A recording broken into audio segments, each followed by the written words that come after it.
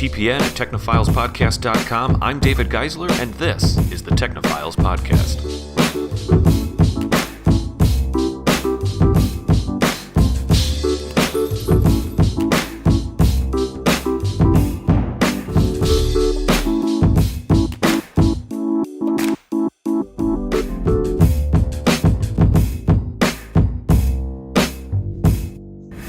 Everybody, welcome to the Technophiles Podcast. I am David Geisler here, meeting with my co-host Alex Sheehan, Skyping in from New York. Alex, how are you?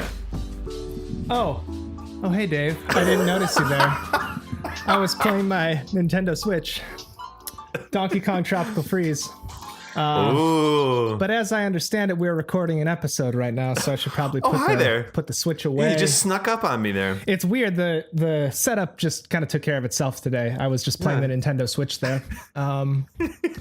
Anyway, so yeah, what were you saying? Something about... Donkey Kong Tropical Freeze has been getting pretty good reviews, the Switch version of it. Yeah, I haven't played the Switch-specific Funky Kong version, but I've been having fun playing through the regular Donkey Kong version with the alternate controls, of course, because I'm a traditionalist. The classical approach to the controls where you're grabbing with one of the buttons and dashing with the shoulders. So yeah, that's where I Donkey Kong Country Returns was interesting for me, but they had that shake mechanic in the old Wiimote for one of basically for the Y button, and it was not cool.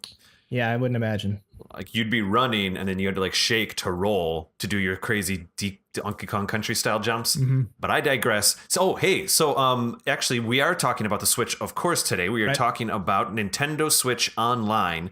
As of this recording, like today, Nintendo released some information about what they're going to be doing with their online service. Now, a lot of people have been, a virtual console has been noticeably absent from the Nintendo Switch so far. I saw that Nintendo started the Virtual Console back in 2006, obviously for the Wii, and it's been on 4 systems so far. And I think that would be the Wii, the Wii U, the DSi, and probably the 3DS, or we could just say the DS and 3DS. But some interesting things are happening for the Switch. So, Alex, I'm going to pass it over to you here and let you kind of set this up a little. Yeah, it seems it was kind of a fairly unceremonious dropping of the news. It just kind of showed up in my feed of what's new on the Switch on my Switch home screen. And interesting. It looks like they're kind of embarking on this online multiplayer adventure, which I didn't think was ever going to happen with a Nintendo product. And we're speaking about an actual online account, not something like the Wii or the Wii U, where you could play Mario Kart, but it's all inside the actual game, not an operating system online account kind of situation. Isn't that right? Yeah, that's right. And so we kind of, the announcement kind of got split up into 2 different camps. One is playing proper Switch titles, online cooperative or online multiplayer, whatever you like. And then the announcement of several NES classic games that are going to be launching with it. And there's somewhere around 20 of them that are going to be... I think it's like 20 Nintendo Entertainment System games. And I want to speak to that for a moment. And I'm not going to be a hater, but I was speculating for the past year that I don't have a Switch yet. I'm still playing Breath of the Wild on my Wii U. I'm not holding out. I just haven't gotten one yet, but I'm sure it's in the cards. With that said, so I'm very much a fan, even though I don't own one yet. However, I was speculating for the past year or year and a half that the Switch has been out, that the reason Virtual Console didn't come out on the Switch yet is because one of the things that Nintendo was so excited about with the Switch was all of this over-the-air online play, Wi-Fi to Wi-Fi local play, and I was like, oh, I know what they're going to do here. Because with the, a Wii U or even a Wii, you can have your 4 controllers plugged in and play, I don't know, some Super Nintendo game, or 2 controllers and play Donkey Kong Country Virtual Console together, like on a Wii. But a Switch, that's not always the case. Sometimes you're holding it in front of you, which means you're the only person who can play. And so I was thinking, I know why they haven't put Virtual Console out yet. Because on the back end, they're trying to figure out how to emulate 2 controllers over the internet to run inside the ROMs of these games. Well, I'm not exactly sure if that's what's happening, but it's kind of what's happening. So again, I hand it back to you. Yeah, I think that could certainly be that could be part of the dynamic of why they're doing this as a purely online thing. One of the things I was thinking of in terms of them explicitly calling out that there's not going to be a virtual console on the Switch is that they're trying out a brand new model of monetization with this subscription. And it's true. If half of your customer base is anticipating that a virtual console will come out and doesn't take the plunge, you can't really test that model in a vacuum. So it makes it makes sense to me that they'll say no virtual console. This is what it's going to be. Here are the classic games, and kind of see if that works for them. And Nintendo notoriously has just a ton of cash stores, so they can kind of do this thing where even if the subscriptions are a total flop and no one buys it, they can operate without making any games for a number of years. So it just makes sense to me that they'll do this first, since it's a new model of making money that's working for a lot of other development companies. And why don't we break down, I do own a fair amount of virtual console games. I love playing classic games, so I accidentally led this episode with that topic. But why don't we, for our listeners, break down some of the more real world things that will be provided for Nintendo Switch Online, the service. It's surprisingly not bonkers expensive. It doesn't seem much more like, I think PlayStation and Microsoft are still more expensive, but anyway. Yeah, they're all getting pretty cheap across all the platforms. This one, I think, I don't even know where it starts, what the different levels are, but it tops out at $20 for the year. So I think I might have it. I think I might know. It's like $4 if you pay month by month. Mm-hmm. Basically it's I don't know, $7, $9, or $10 for or $12 for if you pay for 4 months or whatever. But if you pay for 12 months, it is $20. Yes. Yeah, and I think the cool part about this service is that, like you were mentioning before, that most of these other games are going to be running inside of the game itself. And a lot of times the online service, yeah. So like a AAA game company is going to have to build their own networking and services around a multiplayer experience. But with Switch, what Nintendo's saying is we're going to provide all the infrastructure for all of the developers, and all you have to worry about is developing against this set of controls that we'll provide for you, which I think is really exciting. If you're an indie game developer or something else, you have the actual company building all this infrastructure out for you. Now, that said, Nintendo historically has been pretty terrible at this kind of thing. If you think back to like really anything pre-Switch, the online stores are pretty rough to navigate. Like I think I have three different types of accounts that all kind of apply to some domain in the Nintendo universe. One is for like the App Store, one is for like my Me, one is your network ID, and all that stuff. Yeah, stuff like that. So time will tell whether or not this implementation is beneficial to developers or what. I always for example, I can't help but think about when you set up your Wii like shopping account 10 years ago, and all of a sudden the Wii U came out and people had to like download special software to transfer the files because Nintendo did not create a central account system. Yeah. It was literally the system, the back end was different on the Wii U than it was on the Wii, and it really kicked them in the butt. It really did. And so I do think that Nintendo Switch Online is the opposite of that. They are finally saying, we're going to give you an account, we're going to put it on a server somewhere, you can access it through an app, you can access it through the Switch, presumably you'll be able to access it with future systems. Yeah, that'd be great. Well, the future system thing is interesting too, because you could also extend it to current systems. Like you can conceive of our dreams coming true, and Super Smash Brothers for the Switch might be a multiplayer experience you can have with 3DS owners or 2DS owners who have the same game. Interesting. So it's all going to be the same infrastructure, and the games are going to run on that same infrastructure. So why wouldn't you extend it to your other consoles?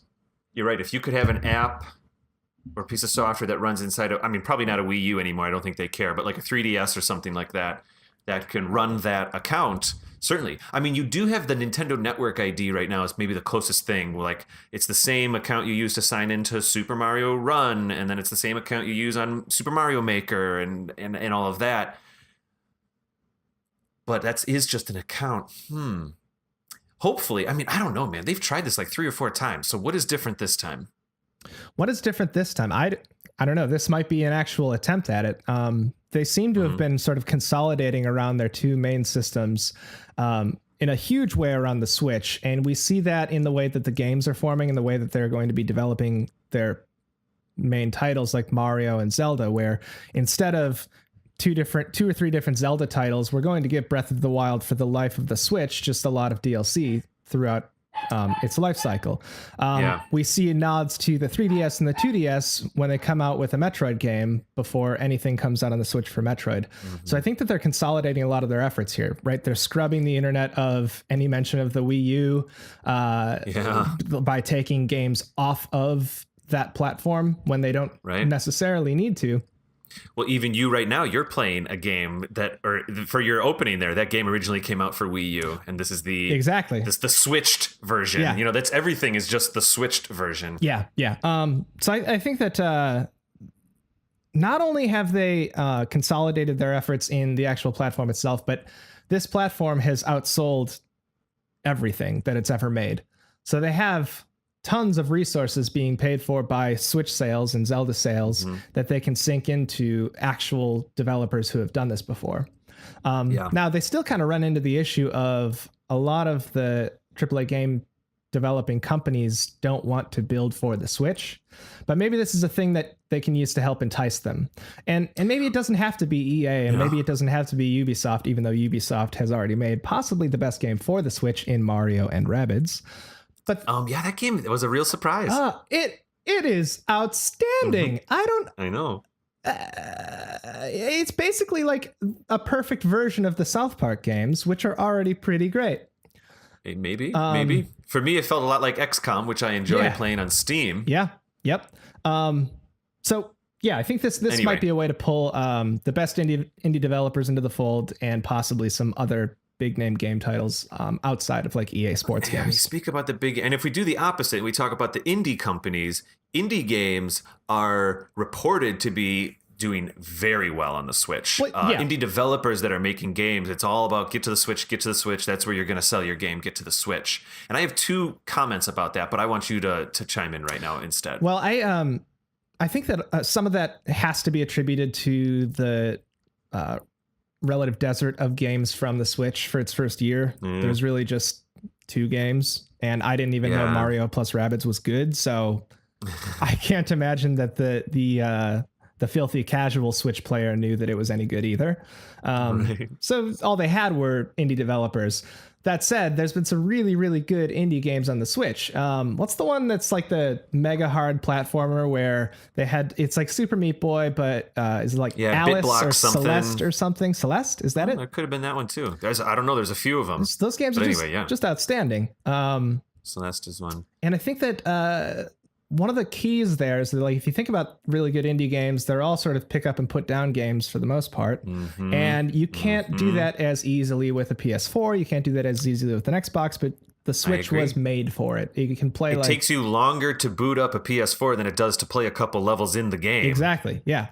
Whereas with a Switch, you just pop that thing on, couple levels, save state, get out. Switch operates as fast as my iPhone does. So I can pick it up, tap a button, and I'm in the game just automatically. And those sorts of magical experiences, I think, are what going to be that draws people to the Switch. And so if there is a back-end online service, and I think specifically they're saying, I was looking at the website before we chatted here because I actually didn't know too much about this announcement. You brought it to my attention today. But I did go to the Nintendo site real quick, and if off the top of my head, the basics were cloud-based scores, which is just having an online account. Let's face it, we know what that means. Yep. The multiplayer they sell it as like multiplayer for Splatoon and Mario Kart 8, and then like they name a couple other games. But Mario Kart 8 and Splatoon already have their own online multiplayer, do they not? I don't know if they do. In game. They have it in the game for couch co-op or couch multiplayer. I don't even know if maybe they don't. Maybe they do. I'm getting confused because Mario Kart 8 for the Wii U, which I still play to this day, does have its own internal online service. But Dave, as you know, this is Mario Kart 8 Deluxe. There is a purple boost involved, and and there is those multiplayer. There are those multiplayer levels too, which is kind of cool. Yeah, and then all the DLC for free. Which so. You're right. Maybe this really will introduce online play, and I think you're onto something else too. The Super Smash Brothers is absolutely going to have online play, and it's going to be one of the real keystone things for this service, I'm sure. Yeah, yeah. And then if you think of the NES titles as well, something like Super Mario Brothers 3, which had an alternating multiplayer, that would fit perfectly across consoles. With relatively small requirements for internet speeds and anything like that. For example, just to go full circle back to the beginning of our episode where I accidentally got a little too excited, talking about Virtual Console. Some people, one of the other things that is on the Nintendo website is they're saying Nintendo Entertainment System games will be available. And you and I already spoke to these 20. And it does seem like on the back end, they were able to make these 2-player experiences have online multiplayer, whether they're retrofitting the ROMs or they're rewriting the code. I'm not so sure. I would like to think they're probably patching onto the ROM or something like that. However, some people saw that and thought it meant Virtual Console, right. And it doesn't. And we have already spoken about that. But what I want to get around to is many other companies like Sega and a few others might come to mind. But there are other games. Midway, or maybe it's not Midway anymore. It might be Acclaim. All these companies are out of business.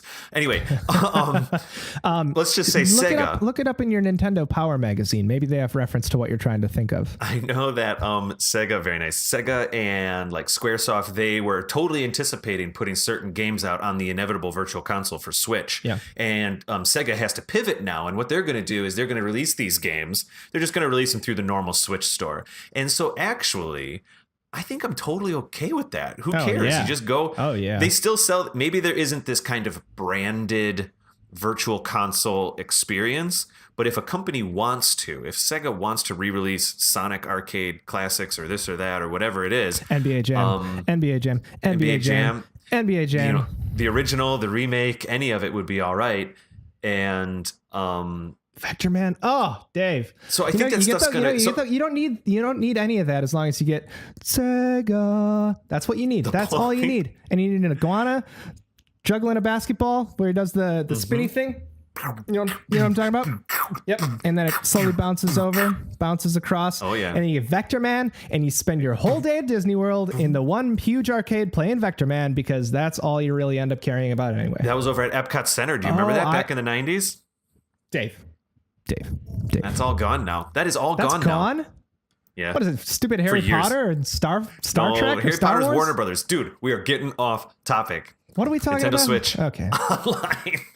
But what I was bringing to the table here was I was saying like, okay, maybe there will not be a Virtual Console platform, but if a company is so inclined, they certainly can still release these games on the Nintendo Switch store in a culture that's already supporting indie games and retro styled 2D games. I think I think companies like Sega and Squaresoft or Square, whatever they're called these days, they Enix? Don't have anything to worry about. Yeah, Squaresoft is a long time ago. Sure is. But anyway, you see where I'm going with this? Mm-hmm. Yeah, no, I think that's entirely valid. I think that if the retro arcade or whatever Switch Online's retro stuff is just NES and Super NES and whatever, that is fine. I just thought of one more thing. If Sega, hypothetically speaking, wants to take a 2-player Sonic game and they are willing to use the online backend that Nintendo is proposing with today's announcement, cool, that works too, theoretically. Yeah. That's how they get their multiplayer then. Yeah, absolutely. And if they want to license their intellectual property to Nintendo to make a, I don't know, turn-based Bomberman 64 type game with Mario and Sonic, I will buy that again for $60 because it's so good. It's so good. Yeah, I know. Now, the one rumor I did hear from my friend who I sit next to at work who does speedruns, who is in the know. Yeah, sure. You should follow him on Twitch. I forgot his username. Anyway, okay, excellent. It'll link in the show notes down here. We'll show note it or we'll tweet it or something. Yeah, he was saying that he thinks that the subscription service is going to be sort of like a library in the sense that you have access to a certain roster of games and then that turns over time. If that happens, I can't see that being fun. Because, no, I agree. Right? Sony tried that with their the Vita or something, with their handheld system where you'd have a subscription service and then every month there'd be a couple games that they would basically allow. It's almost like you're renting these games now, but you can't invest in them. No. if that's what Nintendo plans to do, I think that is not a good idea. If Nintendo plans to slowly but surely add games to this library, not branded as a virtual console, but branded as Nintendo Online, classic games, whatever, okay, fine. And maybe that makes sense. Maybe like, because, okay, what comes on the Switch? Like 20 gigabytes of space? Something like that? I actually don't know. I think it's something like that. And if these games are getting new assets and refreshes and facelifts, those assets kind of add up in terms of storage requirements. So maybe having an online library that amasses over time where you download the game quick and play it and then put it back on the shelf, maybe that works. I just don't want to get into Mega Man 2, which you can replay over and over and over and over and over again. I don't want to get as it needs to be there. As long as Nintendo doesn't as long as they don't like introduce an offload thing, and so then all of a sudden, just like an iPhone, before you know it, every single app you have is offloaded automatically by accident because you accidentally click that one little toggle switch. Yeah, that would be not so cool. Not great. Well, actually, maybe on its gaming system it'd be all right, but I don't know. I kind of hot swap some of my digital downloads these days, even on the Wii U. But you talking about physical SD cards? Wii U. I ended up putting a USB in the back. I don't know, with like 40 gigs in or something. Nothing like huge, but it's certainly big enough to hold a 12 gigabyte Zelda file, a 11 gigabyte Mario Kart 8 file, a couple other games. Dave, can we be a little more specific? Which Zelda game are we talking about? And there is a wrong answer. Well, I'm talking about The Legend of Zelda Breath of the Wild. Okay. Oh, but I also have Ocarina of Time, Wind Waker HD, and A Link to the Past on my Wii U right now. Now, some people I downloaded Wind Waker HD because on my other podcast, another Zelda podcast, we just we reviewed it. That's a shame. I didn't mind. I can see it's like an archivist. Listen, it was not a tepid. It was an interesting review. It's not going to come out for like a month. Okay, but you should check it out. We had a hard time with Wind Waker. Hopefully it's the best thing about Wind Waker that I've ever experienced, because I'll tell you from experience that I don't love fake sailboating around I concur. A little cell shaded. The Wii U version did make it better, but now we're accidentally doing another Zelda podcast, not Technophiles podcast. So let's pull it back in. Final thoughts on Nintendo Switch. You have a Switch. Will you buy this online service when it comes out? Yeah, primarily to play The Legend of Zelda and Super Mario Brothers 3. I'm in it. You're talking about the original Nintendo Entertainment System, The Legend of Zelda? That's really what I'm going for. You don't already own that on Virtual Console, cartridge, or like NES Classic or anything like that? Nope. NES Classic? I do not. Okay. I have not played it. I emulated it probably 3 or 4 years ago now. And if it gets on my Switch, poof, it's over. Yeah. I think I literally own the original The Legend of Zelda maybe 4 or 5 times over right now. I'm almost embarrassed about that fact. No, that's the right move, Dave. You wanna be saving those. Keep on buying it. Yeah, keep on buying. Just keep selling it. I'm bullish on Zelda cartridges. I just found Oracle of Ages. Okay, we're doing a different show. Alex, so you will probably subscribe to the Nintendo Online service. Yeah, it sounds like you would. I don't have very many expenses outside of like a big tech expense per year that I buy. Let's say a new system will come out, or a computer or something. So really the $20 is definitely worth it for me. It is significantly cheaper than like a Netflix account. Absolutely. Or something like that. And I don't like movies, so we are good there. So we'll have to see. I think it comes out in September, I saw. Yep. Dave, are you planning on picking up a Switch before then, or do you think like... Probably not. I'm a little... When it comes to hardware, I'm late to the party. I often buy hardware 2-3 years later. I think I have for almost every single Nintendo system since the GameCube. I waited in line for a GameCube on opening day, and that was fine. But I got a Wii like 3-4 years after it came out. I got a Wii U like 2 years ago. I kind of hold off. That kind of makes sense. I do the same thing with, now that I've bashed Netflix, I'm bringing it up again. I do that with Netflix shows as well. I'll wait until I can like burn through a bunch of games, and we know that like, there's a Mario title, there's Zelda, but there's not a Metroid yet. There's not some third-party game that's going to be great. For the Wii U, for me, it was like that. It wasn't perfect math, but in general, I was like, I need there to be 5 or 6 games that I know that I must play. And for me, that's a tall order. There's plenty of games that I am perfectly fine not playing. Yeah, that's fair enough. Cool. But, in a perfect world, you're on board with this? September, in a perfect world, I'm in. When I do purchase a Switch, I think that this would be a very attractive feature, something that I would consider to be part of the purchase, part of signing up for the new system. Yeah, Yep. And especially if it really does some good things with like Smash Brothers and all of that, if they get some of this reverse compatibility, which I think is 50-50. I think it's a little sketchy. Oh, and there's this app. There's a Nintendo Switch app now, which I think is going to work a little bit like the Steam app, where maybe it'll let you manage your games, look at your scores, maybe chat with other people. It'll probably work a lot like the Steam app, I would guess. Look at your badges. Yeah, I got this yesterday. Read up on your Mario plus Rabbids grimoire. Now, will the Nintendo Switch app use NFC chips in phones for Amiibo content? I highly doubt it. Really? You don't think so? I mean, I don't know. I would love it. I mean, it's there. The hardware is there. They're putting Amiibo support in like everything. Like the handrail at Nintendo World in the by 30 Rock. The handrails have things you tap in and you get a Nintendo thing. So I can't see them not putting NFC in this. So out of the three, the Skylanders, Disney Infinity, and Amiibo was the only one that survived. And it's still going strong. I have no idea what the other two things you just said were, so... Okay. Case in point. Skylanders was, I think it might have been Ubi. No, someone else. They did it first, and then, these little like figures with a chip in it. Yeah, but anyway. Sure. Cool. All right, Alex. I think we should get going here, and we'll keep our eye on it. Yeah. Certainly, you'll tweet about it a little bit. When September comes around, if you give it a test run, please tweet. Maybe we'll check in. Maybe we'll do a little bonus episode for 10 minutes. Maybe not. Maybe you'll be chatting with Leona or Jake about it, but probably you'll chat with me. And Dave, can we wrap this up? I really got to get back to my Nintendo Switch here on the Nintendo Switch podcast. Of course, indeed. Indeed. Do you want to start a Nintendo Switch podcast? I'm developing with you live on Technophiles podcast. I say yes to that, sir. It's this yes mentality. Okay, this might get me more on my plate than I can handle, but I've been trying to say yes to a lot of things. So you got me on the right day, Dave. Let's do this. I'm in it. Nintendo Switch podcast. 2019 through TPN. We'll see. Okay, Alex, I'll see you later. If people want to tweet you or Instagram you, they can find you on the internet at Works on my machine. No O in Works. Everything else is spelled correctly. And Dave, where can we find you? People can find me to talk to me about copyright infringement of Donkey Kong Country music on our podcast.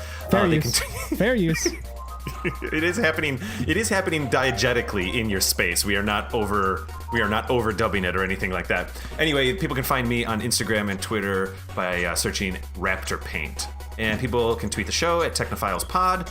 Find us on Instagram at Technophiles_podcast. Go to our actual website, technophilespodcast.com, where you can see links to all of our other shows, see our show notes, and all of that good stuff. Alex, I think we're getting back together next week to talk about some Google stuff or security stuff? This is going to be some serious stuff, Dave. Let me put we're going to get serious. It's getting serious. We're going to be talking about GDPR, a new law in the European Union, and how it affects you. We're taking a deep dive next week. I'll see you then. We'll see you. Later, man.